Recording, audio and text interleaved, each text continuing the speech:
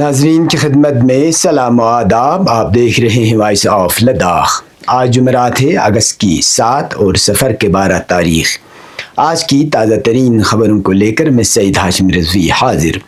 ناظرین سے گزارش ہے کہ تازہ ترین خبروں اور حالات و واقعات سے باخبر رہنے کے لیے ہمارے چینل کو سبسکرائب کریں اور خبریں آخر تک ضرور دیکھیں.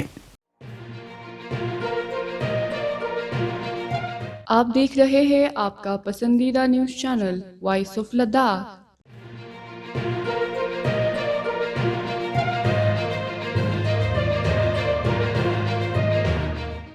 غزہ کے مظلوم اور بے گناہ عوام کے ساتھ یکجہتی اور صہیونی مظالم کے خلاف آواز بلند کرنے کے لیے آج امام خمینی میموریل ٹرسٹ کرگل کے زیر اہتمام ضلع ہیڈ کوارٹر پر ایک عظیم الشان احتجاجی جلوس کا اہتمام کیا گیا، جس میں مرد، خواتین، طلبہ و طالبات سمیت ہزاروں افراد نے شرکت کی.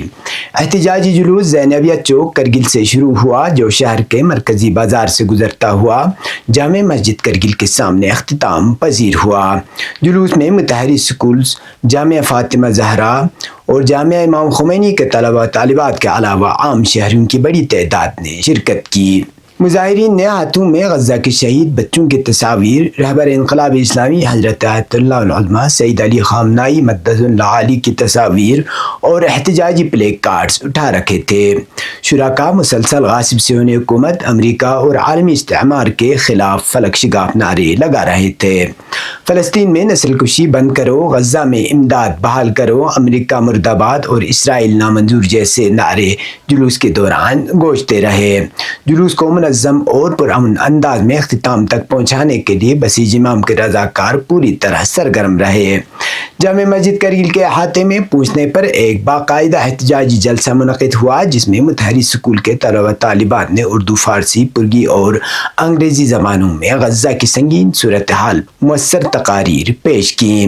اس موقع پر جامعہ فاطمہ زہرا سلام اللہ علیہا کی طالبات نے فارسی زبان میں ایک درد انگیز اور پر اثر ترانہ پیش کر کے سامعین کو غم زدہ کر دیا. اس کے بعد وائس چیئرمین امام خمینی میموریل ٹرسٹ حجت الاسلام شیخ حسنین رضوانی نے فلسطینی عوام کی حمایت میں اور صہیونی مظالم کی مذمت میں ایک قرارداد پیش کی، جسے مجمع نے متفقہ طور پر منظور کیا.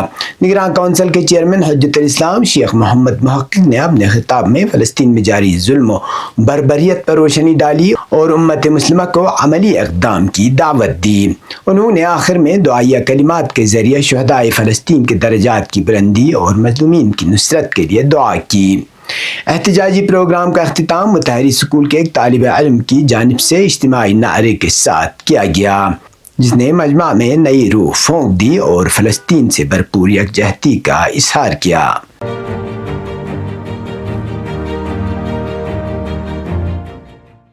لیفٹیننٹ گورنر لداخ شری کویندر گپتا نے یوٹی کے مختلف محکموں کی کارکردگی کا جائزہ لیتے ہوئے افسران پر زور دیا کہ وہ اچھی حکمرانی، مؤثر عوامی خدمات اور ترقیاتی منصوبوں کی بروقت تکمیل کو یقینی بنائیں.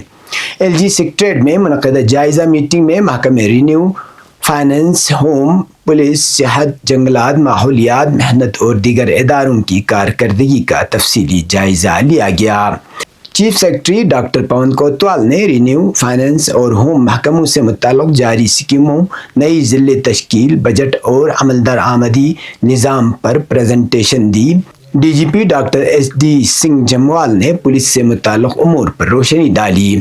بعد دوپہر پرنسپل سیکرٹری سنجو کھیروار نے صحت، جنگلات، wildlife, dark sky reserve, labour department اور میڈیکل کالج کے قیام جیسے منصوبوں کی تفصیلات پیش کی.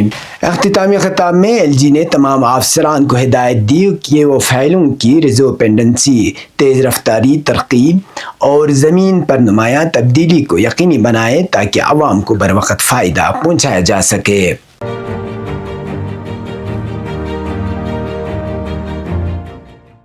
ڈپٹی کمشنر کرگل راکیش کمار نے گزشتہ روز اربعین حسینی کے سلسلے میں منعقد ہونے والے جلوس کے انتظامات کا جائزہ لینے کے لیے ایک اہم اجلاس کی صدارت کی. اجلاس کے دوران DC کرگل نے تمام متعلقہ محکموں کو ہدایت دی کہ عوامی سہولیات کی فراہمی یقینی بنائے جائے اور جلوس کے دوران ایمبولینس کی بلا رکاوٹ آمد رفت کو ترجیح دی جائے. اجلاس میں بجلی، پانی، سیکورٹی، اسٹرکچرز، ڈاکٹرز اور ایمبولینس کی دستیابی، ٹریفک و مینجمنٹ، صفائی ستھرائی جیسے امور پر تفصیل سے بات چیت کی گئی۔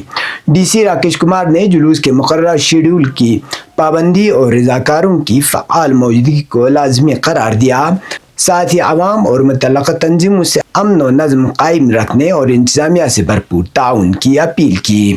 اجلاس میں S S P Kargil Shri Ram R, A D C Kargil Imtiaz Kacho, مختلف محکموں کے افسران، جمعیت العلماء اثنا عشریہ کرگل اور امام خمینی میموریل ٹرسٹ کرگل کے نمائندے بھی شریک تھے۔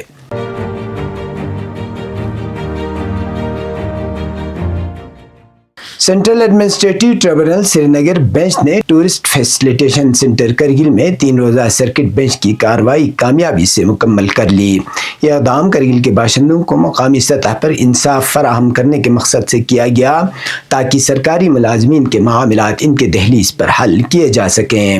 ہائبرڈ موڈ میں منعقدہ اس بینچ کی صدارت justice D S Mehraj judicial member اور پرشانت کمار ایڈمنسٹریٹو ممبر نے کی، جس میں کیسز کی سماعت جسمانی و آن لائن دونوں طریقوں سے کی گئی۔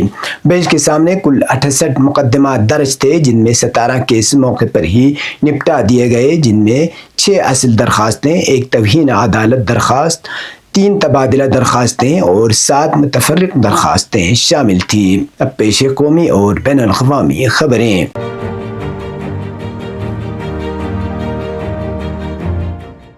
جموں کشمیر کے وزیر اعلیٰ عمر عبداللہ نے کہا ہے کہ انہوں نے پارلیمنٹ میں تمام سیاسی جماعتوں کو خط لکھا ہے، جس میں ان سے ریاستی درجہ بحال کرنے کی حمایت کرنے کی درخواست کی گئی ہے۔ سری نگر میں نامہ نگاروں سے بات کرتے ہوئے انہوں نے کہا کہ ریاستی درجہ بحال کرنے کا وعدہ جموں کشمیر کے عوام سے عوامی جلسوں میں، پارلیمنٹ میں اور سپریم کورٹ کے سامنے کیا گیا ہے۔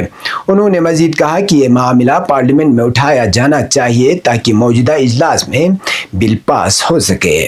عمر عبداللہ نے کہا کہ اس معاملے پر 8 اگست کو سپریم کورٹ میں سماعت ہے اور ریاستی درجہ جلد از جلد بحال کیا جانا چاہیے۔ انہوں نے کہا کہ کئی سال گزر چکے ہیں لیکن اس پر کوئی پیش رفت نہیں ہوئی، اور اگر حکومت اقدام نہ کرے تو عدالت کو چاہیے کہ اس وعدے کو پورا کروائے۔ انہوں نے کہا کہ جموں کشمیر میں اسمبلی انتخابات اس لیے ہوئے کیونکہ سپریم کورٹ اس عمل کے لیے ایک ٹائم لائن طے کی تھی، اور میں آج آپ سے وزیر اعلیٰ کے بطور بات کر رہا ہوں۔ انہوں نے کہا کہ ریاستی درجہ بحال کرنے کے لیے بھی اسی قسم کا طریقہ کار اپنانا چاہیے۔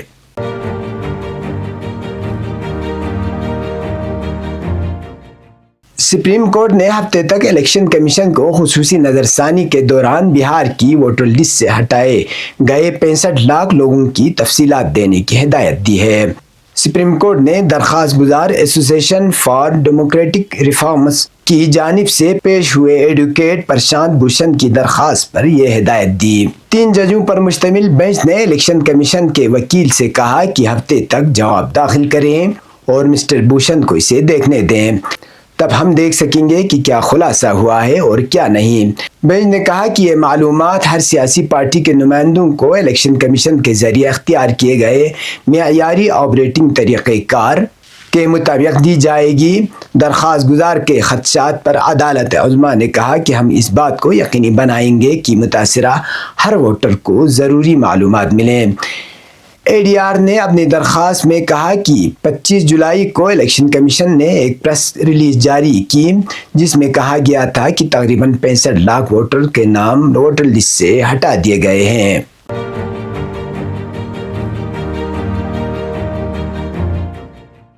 فلسطین میں جاری صہیونی جارحیت کے تحت خان یونس، نابلس اور بیرا میں گھروں و کیمپوں کو نشانہ بنایا گیا، جس کے نتیجے میں 88 شہید اور سینکڑوں زخمی ہو گئے۔ دہشت گرد صہیونی حکومت کی جارحیت کا نیا خونی باب غزہ میں کھل گیا ہے، جہاں منگل کی صبح سے جاری شدید حملوں میں اب تک کم سے کم 88 فلسطینی شہری شہید ہو چکے ہیں، جن میں سے 63 افراد ان مراکز پر شہید ہوئے جو خوراک کی تقسیم کے لیے قائم کیے گئے تھے، جبکہ اس سے کہیں زیادہ زخمی ہیں۔ فلسطینی ذرائع ابلاغ کے مطابق غزہ کے وسطی علاقے میں واقع کہ سوفیم کراسنگ کے قریب خوراک کے انتظار میں کھڑے نہتے شہریوں پر اسرائیل نے فضائی حملہ کیا، جس میں کئی افراد شہید اور متعدد زخمی ہو گئے۔ صہیونی حکومت نے شمال مغربی غزہ میں اقوام متحدہ کی ذیلی تنظیم اونروا کے زیر انتظام ایک طبی مرکز پر بھی فضائی حملہ کیا، جسے شدید نقصان پہنچا ہے۔ یہ تھے اب تک کی خبریں، اسی کے ساتھ مجھے اور میرے ساتھیوں کو دیجیے اجازت۔ اللہ حافظ۔